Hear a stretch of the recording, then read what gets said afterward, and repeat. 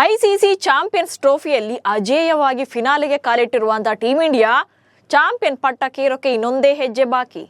ಭಾನುವಾರ ನಡೆಯಲಿರುವಂತಹ ಅಂತಿಮ ಕದನದಲ್ಲಿ ಹೈ ವೋಲ್ಟೇಜ್ ಫೈಟ್ ನಡೆಯಲಿದೆ.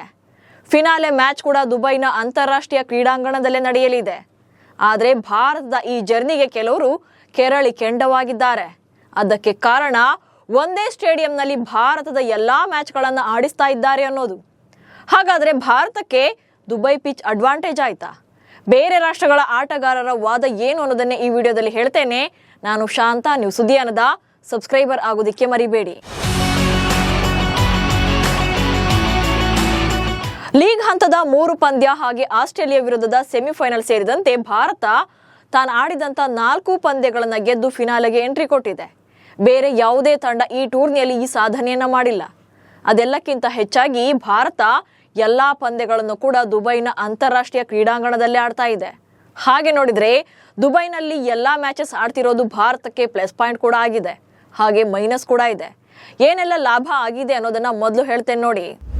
ಭಾರತ ತನ್ನೆಲ್ಲ ಪಂದ್ಯಗಳನ್ನ ಒಂದೇ ಮೈದಾನದಲ್ಲಿ ಆಡ್ತಾ ಇರೋದೇ ದೊಡ್ಡ ಅಡ್ವಾಂಟೇಜ್. ಲೀಗ್ ಹಂತದ 3 ಪಂದ್ಯ ಹಾಗೆ ಸೆಮಿಫೈನಲ್ನ 1 ಮ್ಯಾಚ್ ಸಹ ದುಬೈನ ಅಂತಾರಾಷ್ಟ್ರೀಯ ಕ್ರೀಡಾಂಗಣದಲ್ಲೇ ನಡೆದಿದ್ರಿಂದ ಎಲ್ಲೂ ಕೂಡ ರಿಸ್ಕಿ ಅನಿಸ್ಲೇ ಇಲ್ಲ ಭಾರತಕ್ಕೆ. ಹಾಗೆ ಎರಡನೇ ಲಾಭ ಅಂದ್ರೆ ಪಿಚ್ ಬಗ್ಗೆ ಕಂಪ್ಲೀಟ್ ಆಗಿ ಕ್ಲಾರಿಟಿ ಸಿಕ್ಕಿದೆ. ದುಬೈ ಅಂತಾರಾಷ್ಟ್ರೀಯ ಕ್ರಿಕೆಟ್ ಕ್ರೀಡಾಂಗಣ ನಿಧಾನಗತಿಯ ಪಿಚ್ ಅನ್ನು ಹೊಂದಿದೆ. ಹೀಗಾಗಿ ಈ ಮೈದಾನದಲ್ಲಿ ಸ್ಪಿನ್ನರ್ಗಳಿಗೆ ಹೆಚ್ಚಿನ ಅನುಕೂಲವಾಗುತ್ತೆ. ಇಲ್ಲಿ ಬ್ಯಾಟಿಂಗ್ ಮಾಡೋದು ಸ್ವಲ್ಪ ಕಷ್ಟ ಅನಿಸಬಹುದು, ಯಾಕಂದ್ರೆ ಇದು ಸ್ಪಿನ್ ಫ್ರೆಂಡ್ಲಿ ಪಿಚ್. ಹೀಗಾಗಿ ಕಡಿಮೆ ಸ್ಕೋರ್ ದಾಖಲಾಗಬಹುದು. ಇದೇ ಕಾರಣಕ್ಕೆ ಪಿಚ್ಗೆ ತಕ್ಕಂತೆ ಟೀಂ ಇಂಡಿಯಾ ಸೆಲೆಕ್ಷನ್ ವೇಳೆ ಸ್ಪಿನ್ನರ್ಸ್ನೇ ಹೆಚ್ಚು ಸೆಲೆಕ್ಟ್ ಮಾಡಿಕೊಳ್ಳಲಾಗಿತ್ತು. ಹಾಗೆ ಪ್ಲೇಯಿಂಗ್ 11 ಬಗ್ಗೆ ಕೂಡ ಕ್ಲಾರಿಟಿ ಇದೆ. ಅಲ್ಲಿ ಇಲ್ಲಿ ಅಂತ ಮೈದಾನಗಳನ್ನ ಚೇಂಜ್ ಮಾಡಿದ್ರೆ ಆ ಪಿಚ್ಗೆ ತಕ್ಕಂತೆ ಆಟಗಾರರನ್ನು ಕೂಡ ಬದಲಾಯಿಸಬೇಕಾಗುತ್ತೆ. ಬಟ್ ಒಂದೇ ಕ್ರೀಡಾಂಗಣದಲ್ಲಿ ಆಡೋದ್ರಿಂದ ಆ ತಲೆನೋವೇ ಇರೋದಿಲ್ಲ. ಅಂತಿಮವಾಗಿ ಯಾರನ್ನ ಫೀಲ್ಡ್ಗೆ ಇಳಿಸಿದ್ರೆ ಮ್ಯಾಚ್ ಗೆಲ್ಬಹುದು ಅನ್ನೋ ಪಿಕ್ಚರ್ ಕೂಡ ಸಿಗುತ್ತೆ. ಇದರ ಜೊತೆಗೆ ಒಂದು ಪಂದ್ಯದಿಂದ ಇನ್ನೊಂದು ಪಂದ್ಯಕ್ಕೆ ಹೆಚ್ಚೆಚ್ಚು ಪ್ರಾಕ್ಟೀಸ್ ಅನ್ನ ಮಾಡೋಕೆ ಅವಕಾಶ ಕೂಡ ಸಿಗುತ್ತೆ. ಇದೆಲ್ಲಕ್ಕಿಂತ ಹೆಚ್ಚಾಗಿ ಟೀಂ ಇಂಡಿಯಾಗೆ ಬೇರೆ ದೇಶಕ್ಕೆ ಅಥವಾ ಬೇರೆ ಮೈದಾನಕ್ಕೆ ಟ್ರಾವೆಲ್ ಮಾಡಬೇಕು ಅನ್ನೋ ನೆಸೆಸಿಟಿನೇ ಇರೋದಿಲ್ಲ. ಒಂದು ಪಂದ್ಯ ಆದ್ಮೇಲೆ ಬೇರೆ ದೇಶಕ್ಕೆ ಟ್ರಾವೆಲ್ ಮಾಡಿದ್ರೆ ಅರ್ಧ ಟೈಮ್ ಅಲ್ಲೇ ಕಿಲ್ ಆಗ್ತಾ ಇತ್ತು. ಸೊ ಸ್ವಲ್ಪ ಸುಸ್ತು ಕೂಡ ಆಗ್ತಾ ಇತ್ತು. ಆದ್ರೆ ಅದ್ಯಾವ ರಗಳೆ ಕೂಡ ಈಗ ಟೀಂ ಇಂಡಿಯಾಗಿಲ್ಲ. ಇನ್ನು ಮೈದಾನದ ಬಗ್ಗೆ ಕೂಡ ತಲೆ ಕೆಡಿಸ್ಕೊಳ್ಳುವಂತೆಯೇ ಇಲ್ಲ. ಒಂದೇ ಮೈದಾನ ಇರೋದ್ರಿಂದ ಪ್ಲೇಯಿಂಗ್ 11 ಬಗ್ಗೆ ಕೂಡ ಹೆಚ್ಚು ತಲೆ ಕೆಡಿಸ್ಕೊಳ್ಳೋದು ಬೇಕಾಗಲ್ಲ. ಬ್ಯಾಟರ್ಸ್ ಹಾಗೆ ಬೌಲರ್ಸ್ಗೆ ಕಂಪ್ಲೀಟ್ ಆಗಿ ಪಿಚ್ ನ ಜಡ್ಜ್ ಮಾಡಿ ಬಿಡಬಹುದು. ಸೊ ಈ ಎಲ್ಲಾ ಕಾರಣಗಳನ್ನ ನೋಡಿದಾಗ ದುಬೈನ ಒಂದೇ ಮೈದಾನದಲ್ಲಿ ಮ್ಯಾಚ್ ನಡೀತಾ ಇರೋದು ಭಾರತಕ್ಕೆ ಪ್ಲಸ್ ಆದಂತೆಯೇ ಕಾಣ್ತಾ ಇದೆ. ಅದಕ್ಕೆ ಸಾಕ್ಷಿ ಎನ್ನುವಂತೆ ಆಡಿದ 4 ಪಂದ್ಯಗಳಲ್ಲೂ ಟೀಂ ಇಂಡಿಯಾ ಬೌಲರ್ಸ್ ಎದುರಾಳಿ ತಂಡದ ಎಲ್ಲಾ ಆಟಗಾರರನ್ನು ಕೂಡ ಆಲ್ಔಟ್ ಮಾಡಿದ್ದಾರೆ. 4 ಮ್ಯಾಚ್ಗಳಿಂದ 40 ವಿಕೆಟ್ಗಳನ್ನ ಕಿತ್ತಿದ್ದಾರೆ. ಇದರಲ್ಲಿ ಸ್ಪಿನ್ನರ್ಸ್ ಕೈ ಚಳಕವೇ ಜಾಸ್ತಿ ಇದೆ.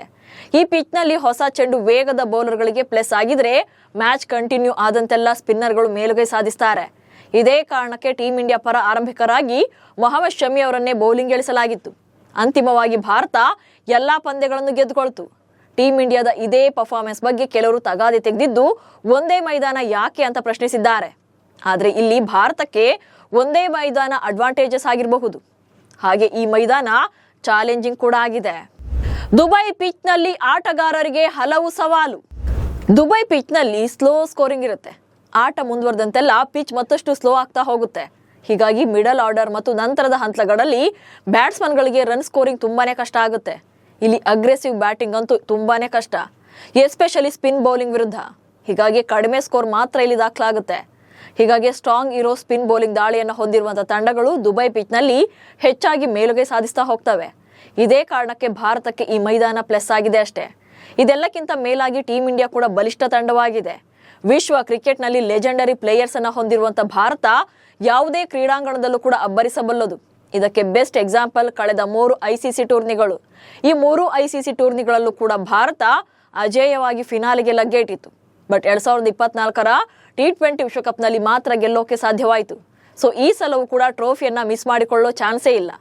ನಿಮ್ಮ ಪ್ರಕಾರ ಭಾರತಕ್ಕೆ ದುಬೈ ಪಿಚ್ ಅಡ್ವಾಂಟೇಜ್ ಆಗಿದೆಯಾ ಅನ್ನೋದನ್ನ ಕಮೆಂಟ್ಸ್ ಮೂಲಕ ತಿಳಿಸಿ. ಹಾಗೆ ಸುದ್ದಿಯನ್ನ ಫಾಲೋ ಮಾಡಿ. ನಮಸ್ಕಾರ.